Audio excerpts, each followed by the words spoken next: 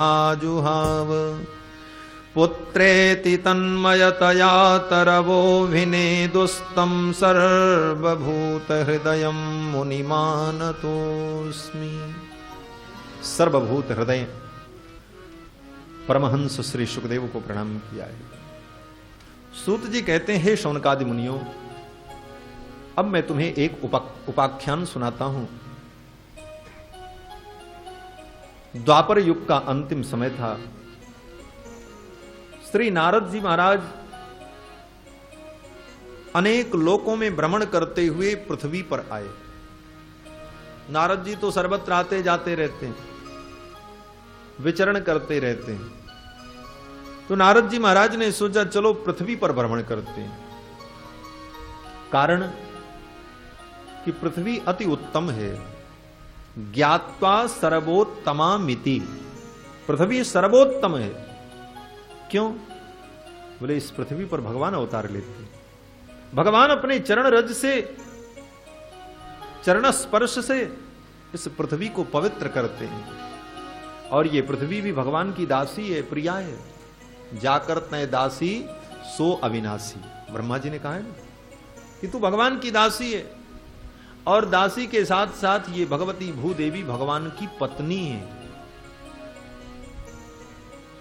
हमारे यहां रामानुज संप्रदाय में, श्री संप्रदाय में आचार्यों ने अनुभव किया है कि वैकुंठ में, परम धाम में भगवान की 3 पत्नियां हैं।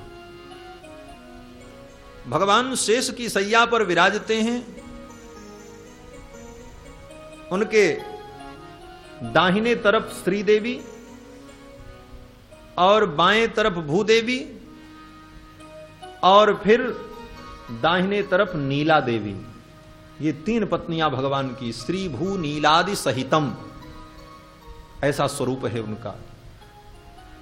सभ्यम पादम प्रसार्याश्रित दुरितहरम दक्षिणम कुंचयित्वा।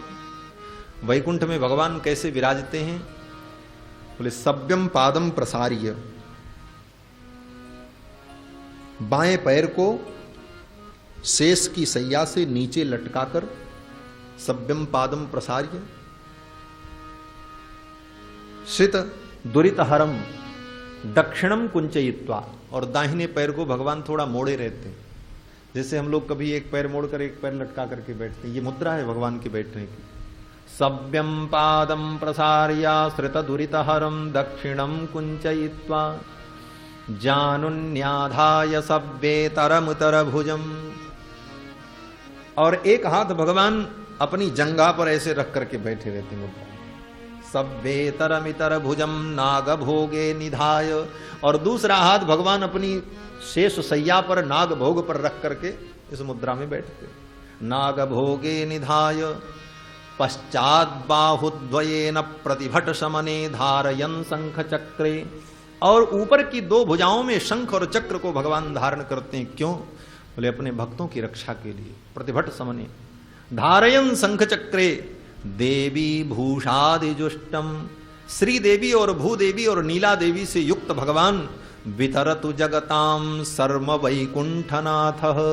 ऐसे भगवान वैकुंठनाथ सारे जगत में कल्याण का मानो वितरण करते रहते, ऐसा उनका स्वरूप है। तो श्री देवी, भूदेवी और नीला देवी भगवान की 3 पत्नियां हैं। तो ये भूदेवी भगवान की प्रिया है, इसलिए भी श्रेष्ठ है। और कृष्णावतार में तो भगवती भूदेवी सत्यभामा के रूप में प्रकट हुई, लक्ष्मी जी रुक्मिणी के रूप में प्रकट हुई हैं और भगवती भूदेवी सत्यभामा जी के रूप में प्रकट हुई। ये 2 भगवान की प्रधान पत्नियां हैं। रुक्मिणी सत्यभामाभ्याम सहितम कृष्ण माश्रय। रुक्मिणी और सत्यभामा के सहित भगवान श्री कृष्ण का हम आश्रय ग्रहण करते हैं, उनकी शरणागति करते हैं। तो ये भूदेवी भगवान की प्रिया है। और इस भूदेवी को प्रसन्न करने के लिए, इसको आनंद प्रदान करने के लिए भगवान इस भूमंडल में प्रकट होकर लीला करते हैं। अपने चरण रज से इस पृथ्वी को आनंद प्रदान करते हैं। इसलिए पृथ्वी उत्तम है। ऐसा सोचकर नारद जी महाराज पृथ्वी पर आए। अहम तो पृथ्वीं व्यातो ज्ञात्वा सर्वोत्तमामिति।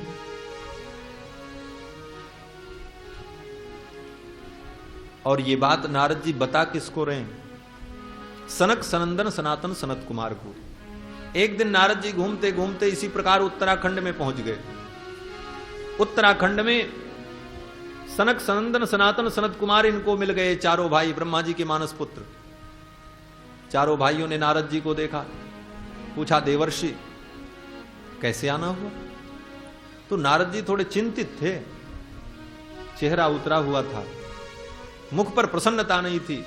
तो सनकादिक तो महात्मा थे, सनकादिकों ने नारद जी से कहा देवर्षि आप प्रसन्न नहीं दिख रहे हैं, कारण क्या है? आप जैसे महात्मा को तो सदैव आनंद में रहना चाहिए।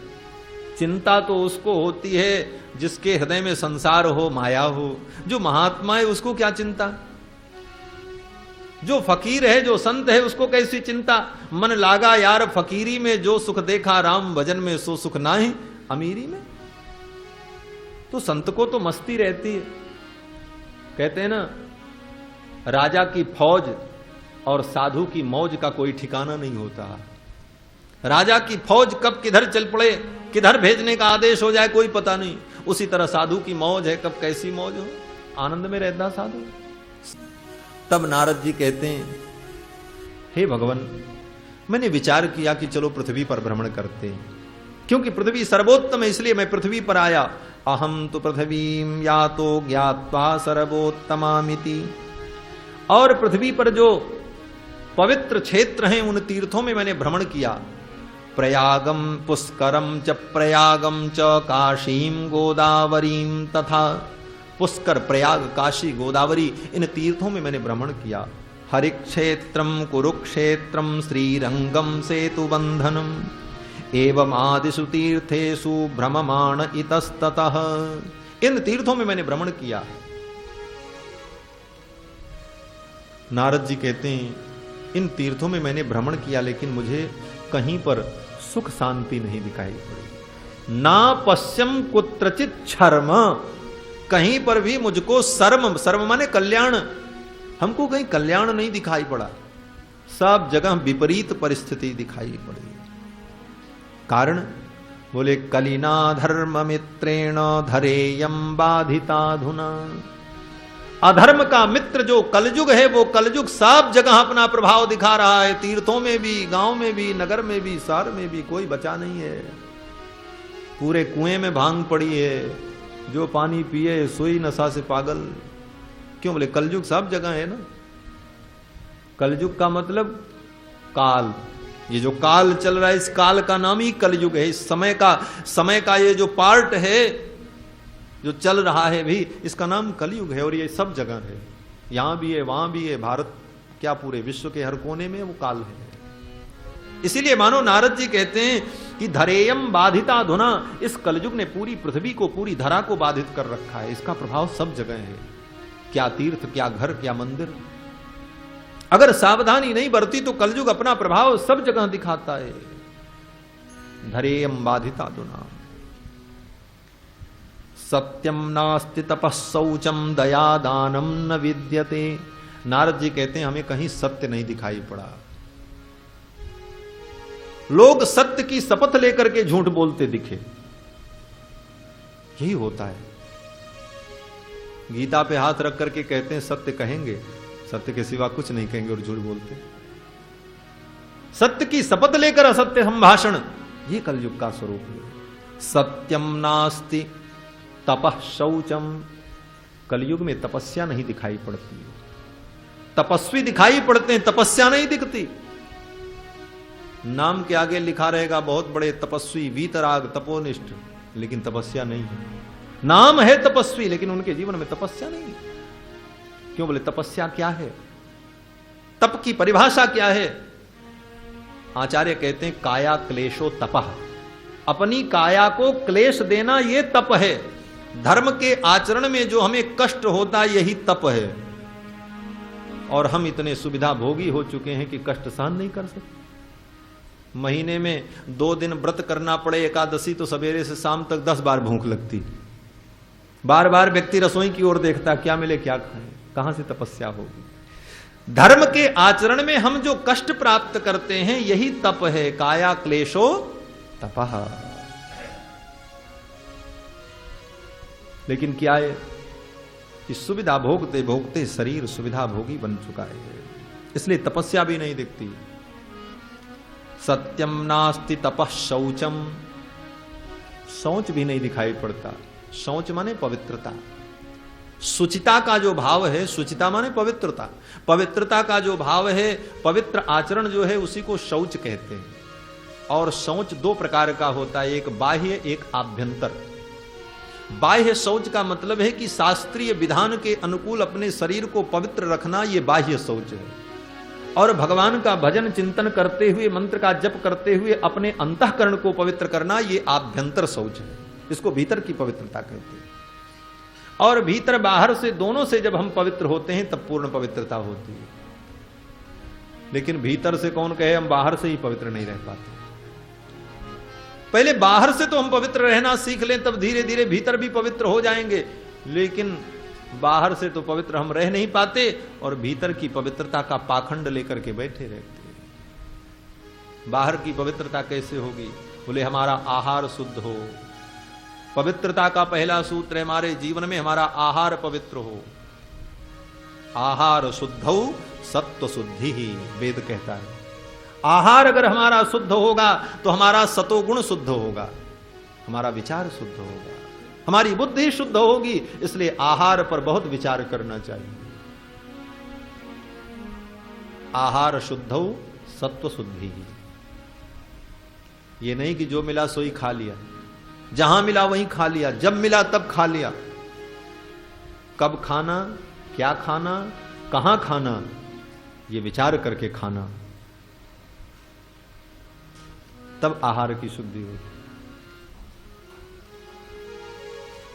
सुविधा के चक्कर में हम कहीं भी खा लेते, होटल में जाके खा लेते। होटल में भोजन तो मिल जाता है, भूख निवृत्त हो जाती है, लेकिन हम अपवित्र हो जाते हैं, बुद्धि भ्रष्ट हो जाती है। एक बार की घटना बतावें। मेरे गुरुदेव भगवान पूज्य श्री ब्रह्मचारी जी महाराज वेदों के प्रकांड विद्वान हैं। एक बार उनके साथ मैं काशी गया तो वाराणसी रेलवे स्टेशन पर उतरने के बाद जब बाहर निकले तो एक जगह लिखा था हिंदू होटल, लिखा था हिंदू होटल। तो गुरुजी ने कहा इसका मतलब समझते हो? हमने कहा क्या? बोले हिंदू हो तो टल और हिंदू नहीं है तो फिर चल। हिंदू के लिए होटल नहीं है, होटल हिंदू के लिए नहीं है, आर्य के लिए नहीं है, सनातन धर्मावलंबी के लिए नहीं है। पवित्रता पूर्वक अपने घर में जो रोज रसोई बने, मां बेटी बहन जो बना करके पवित्रता पूर्वक दें, वही खाने से हमारी बुद्धि शुद्ध होगी। होटल में न पात्र शुद्ध है, न वस्तु शुद्ध है, न विचार शुद्ध है, बुद्धि भ्रष्ट हो जाएगी। आहार शुद्ध हो सत्व शुद्धि। आहार का कितना महत्व है हमारे जीवन में, आप केवल कुंभकर्ण के चरित्र से शिक्षा लें।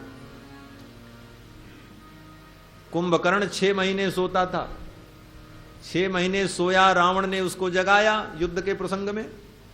जब कुंभकर्ण उठा तो उसकी बुद्धि सात्विक थी, क्योंकि 6 महीने पहले भोजन किया था, 6 महीने से भोजन तो किया नहीं था, सो रहा। बुद्धि उसकी पवित्र थी। उसने जब सुना कि रावण ने सीता का हरण किया है तो कुंभकर्ण नाराज हुआ, समझाया देखो तुमने गलत किया है, सीता को वापस कर दो, ये उचित नहीं। वो भगवान है, वो परमात्मा है, जो खरदूषण को मार सकता है, वो साधारण नहीं हो सकता, वो ईश्वर है। उनके शरण में चले जाने पर तेरी भलाई है। रावण जान गया पहले इसको खिलाओ तब इसकी बुद्धि खराब होगी, तब ये काम करेगा। तब रावण ने तुरंत आदेश दिया, लाओ सुरा लाओ, भैंसे का मांस लाओ।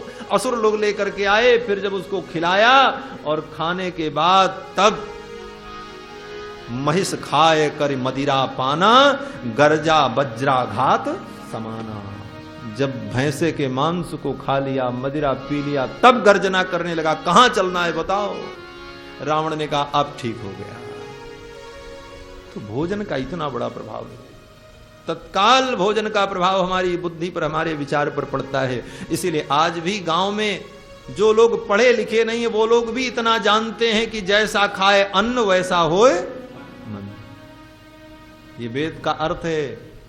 आहार शुद्धौ सत्व शुद्धि, सत्व शुद्धौ ध्रुवा स्मृति ही। इस वेद मंत्र का अर्थ ही 2 शब्दों में गांवों में लोग कहते हैं कि जैसा खाए अन्न वैसा होए।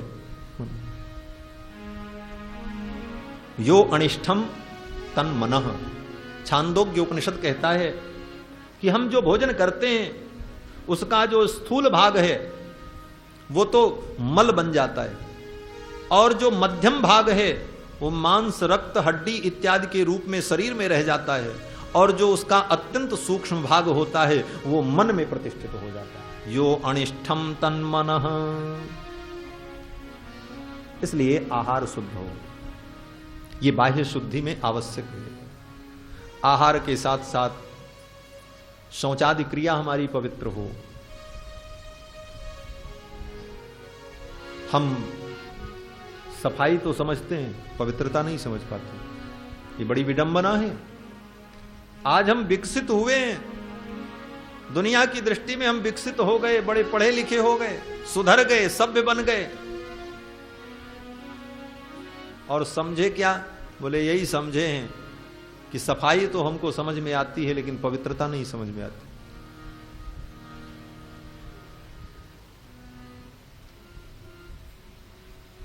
सफाई और पवित्रता में, स्वच्छता और पवित्रता में जमीन आसमान का अंतर है।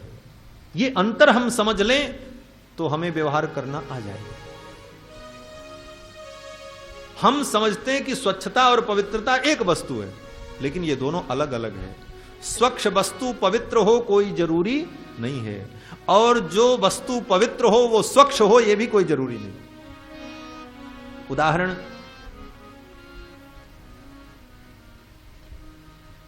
बोले गाय की गौशाला, जहां पर गाय बांधी जाती है, वहां गाय का मूत्र, गाय का गोबर चारों तरफ पड़ा रहता है, मक्खियां उड़ती रहती हैं, वहां स्वच्छता नहीं होती लेकिन पवित्रता होती है। और आपके घर का बाथरूम और टॉयलेट ब्लीच किया हो, साफ किया हो, इतना चमक रहा हो कि उसकी टाइल्स में, उसके मार्बल में आप अपना चेहरा देख लें, वो स्वच्छ हो सकता है लेकिन वो पवित्र नहीं हो सकता। स्वच्छता तो वहां खूब दिखेगी लेकिन वो पवित्र नहीं है, और गाय की गौशाला में मक्खियां दिखेंगी लेकिन वो पवित्र है। पवित्रता शास्त्र के आधार पर निर्णीत होती है और स्वच्छता हमारे मन का विषय है।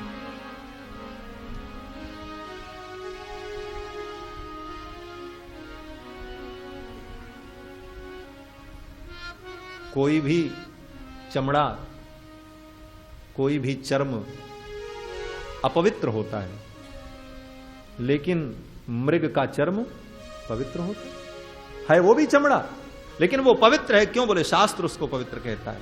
तो पवित्रता शास्त्र के आधार पर निर्णीत होती है और स्वच्छता हमारे तर्क का विषय है। इतना अंतर है। तो हम आहार व्यवहार में शास्त्रीय ढंग से पवित्र रहें, शास्त्र की मर्यादा के अनुकूल हमारा आहार व्यवहार हो, हमारा रहन सहन हो, इसी को शौच कहते हैं। नारद जी कहते हैं मैंने भारत में भ्रमण किया लेकिन सत्य नहीं दिखा, तप नहीं दिखा और पवित्रता नहीं दिखी।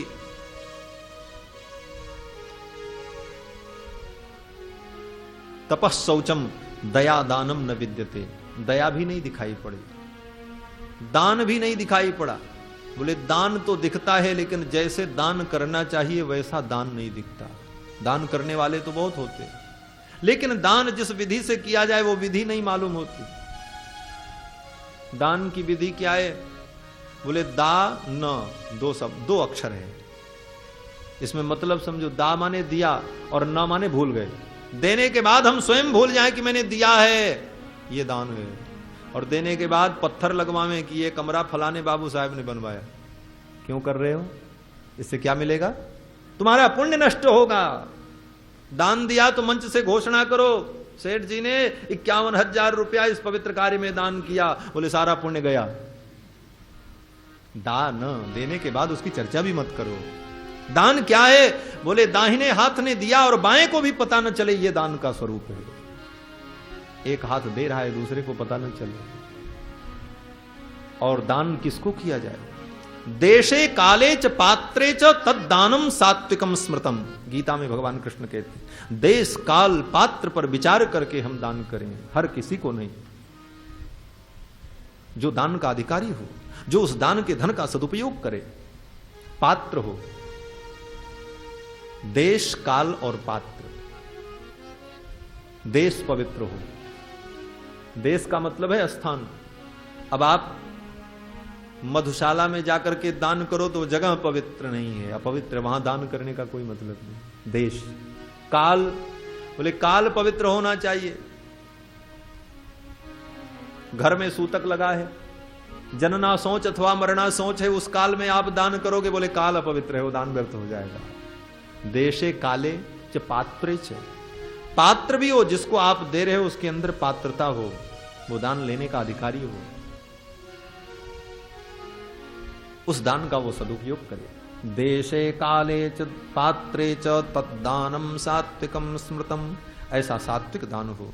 नारद जी कहते हैं दिखा तो सब कुछ लेकिन अव्यवस्थित है सब।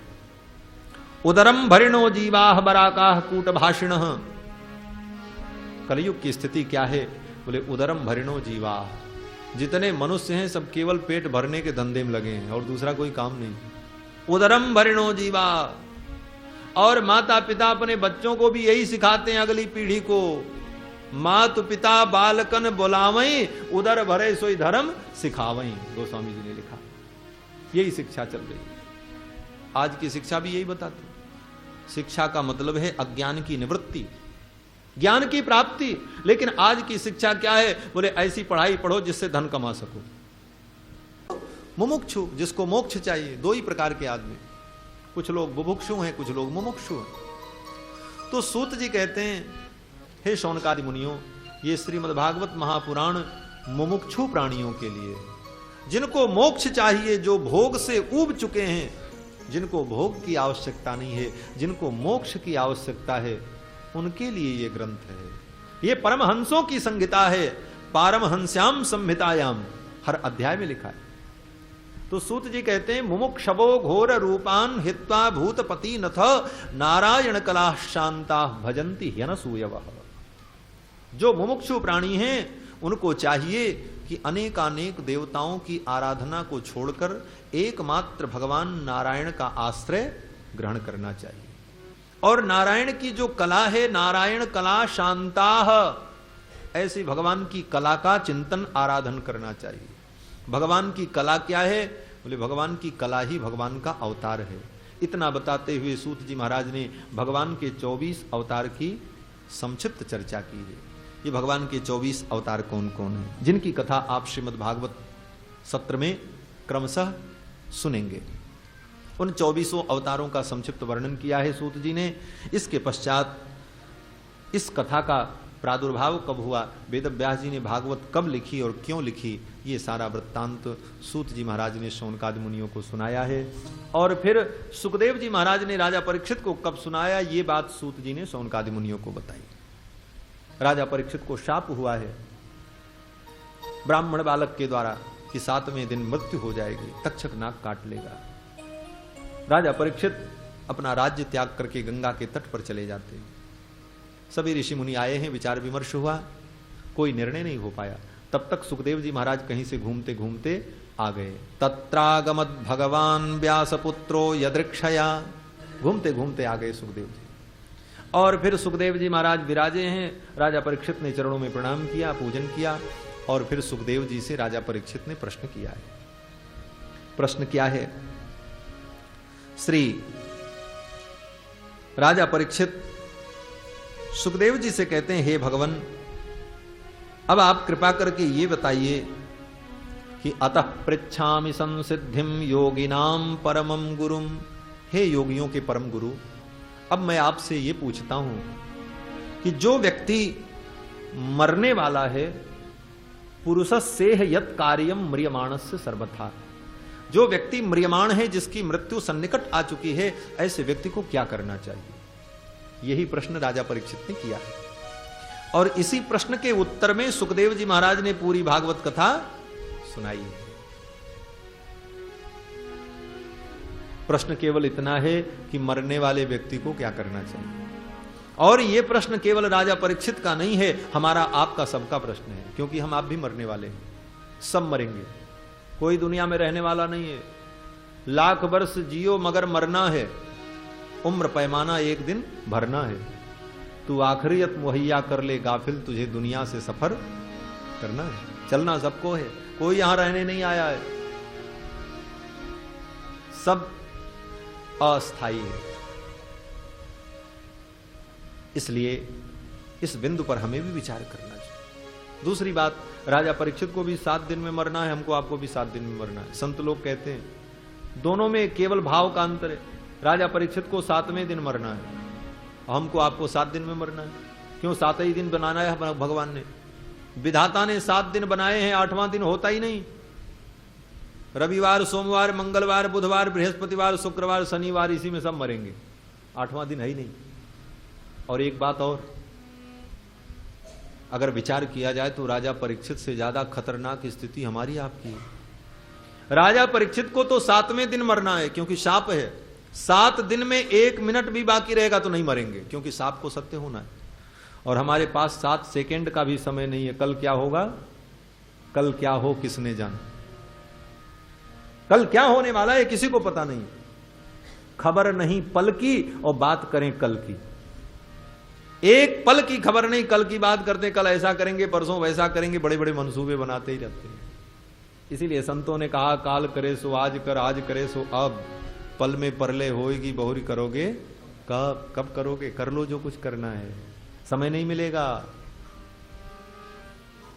ये तो संत ने कहा काल करे सो आज कर, आज करे सो अब, लेकिन आज के लोग बड़े बुद्धिमान हो गए। एक सज्जन मिले, बोले महाराज अब वो पुराना दोहा काम नहीं करेगा, अब नया वाला काम करेगा। हमने कहा नया दोहा कौन सा है? बोले हमसे सुनो। हमने कहा सुनाओ भैया, आपसे भी सुन लेते।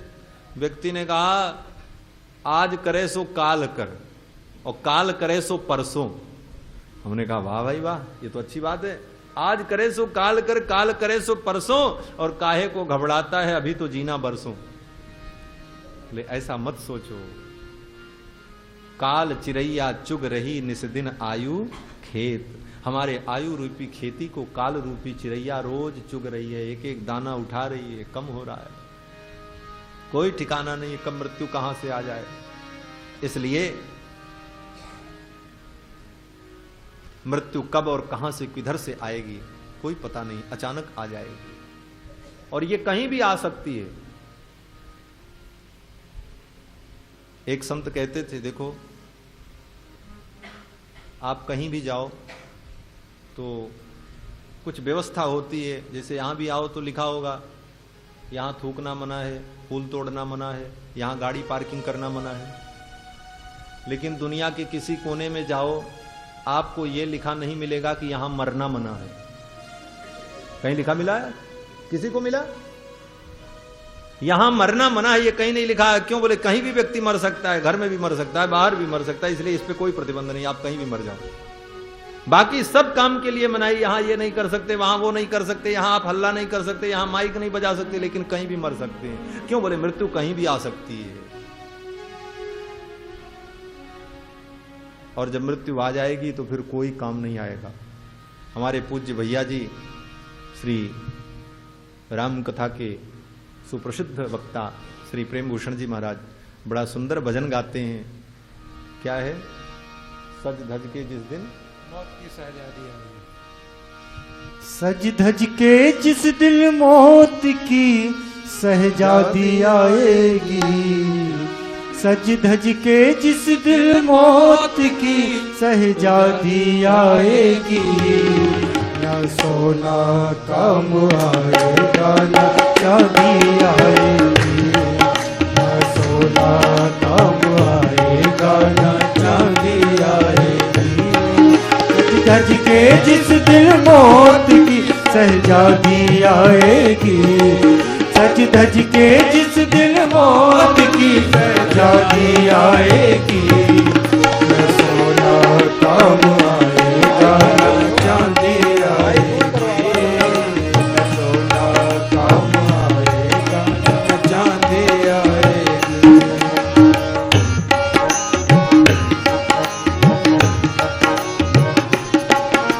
छोटा सा तू कितने बड़े अरमान है तेरे, छोटा सा तू कितने बड़े अरमान है तेरे, महल के सारे बंधन तोड़ कर माया महल के सारे बंधन छोड़ के उड़ जा। दिल की धड़कन में मौत जिस दिन गुनगुनाएगी, दिल की धड़कन में मौत जिस दिन गुनगुनाएगी, न सोना काम आएगा न चांदी आएगी, न सोना काम आएगा न चांदी आएगी। सज धज के जिस दिन मौत की सजा दी आएगी, सज धज के जिस दिन मौत की सजा दी आएगी, न सोना काम आएगा न चांदी आएगी, न सोना काम आएगा न चांदी आएगी।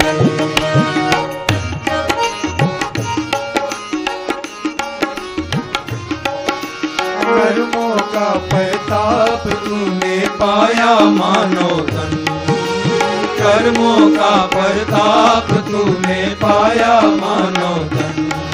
अब पाप में डूबा है क्यों ये मूर्ख तेरा मन, अब पाप में डूबा है क्यों ये मूर्ख तेरा मन, अब पाप में डूबा है क्यों ये मूर्ख तेरा मन, अब पाप में डूबा है क्यों ये मूर्ख तेरा मन। ये पाप की नैया तुझे एक दिन डुबाएगी, ये पाप की नैया तुझे एक दिन डुबाएगी, ना सोना काम आएगा ना चांदी आएगी, ना सोना काम आएगा ना चांदी आएगी। सज धज के जिस दिन मौत की सजा दी आएगी, सज धज के जिस दिन मौत की सजा दी आएगी, ना सोना काम आएगा ना चांदी आएगी, ना सोना काम आएगा ना चांदी आएगी, ना सोना काम आएगा ना चांदी आएगी, ना सोना काम आएगा ना चांदी आएगी। मरना सिखाती है। राजा परीक्षित ने अपनी मृत्यु के पहले क्या सीखा है भागवत के माध्यम से, सुखदेव जी की वाणी को सुन करके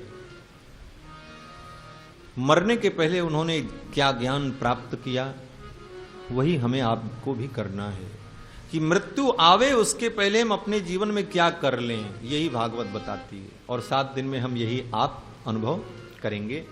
तो आज की कथा को यहीं पर विश्राम करते हैं। श्री भागवत जी को प्रणाम करते हुए आगे की चर्चा कल करेंगे। आइए भागवत जी की आरती के पूर्व कथा की मर्यादा के अनुकूल भगवान नाम संकीर्तन कर लें, इसके बाद आरती।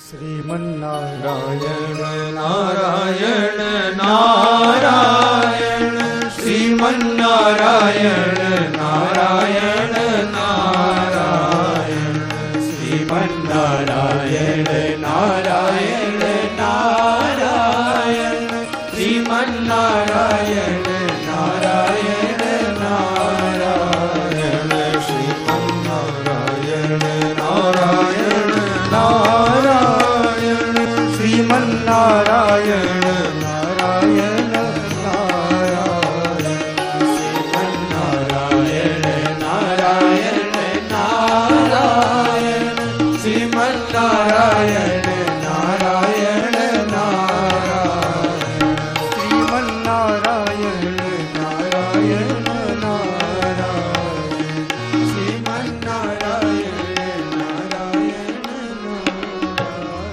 श्री लक्ष्मी नारायण भगवान की जय। श्रीमद्भागवत ज्ञान महायज्ञ की जय। श्री शुकदेव भगवान की जय। जय जय श्री राधे श्याम। आरती अति पावन पुराण की, आरती अति पावन पुराण की, धर्म भक्ति विज्ञान दान की, धर्म भक्ति विज्ञान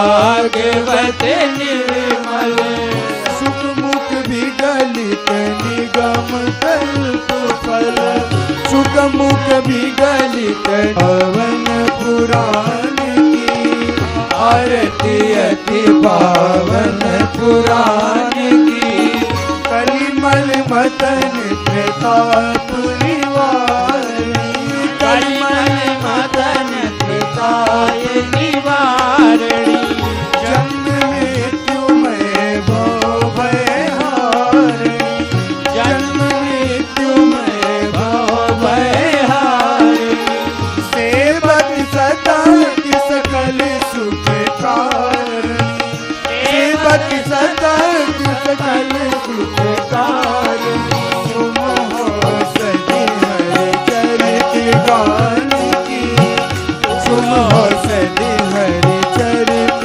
गान की आरती अति पावन पुराण की आरती अति पावन पुराण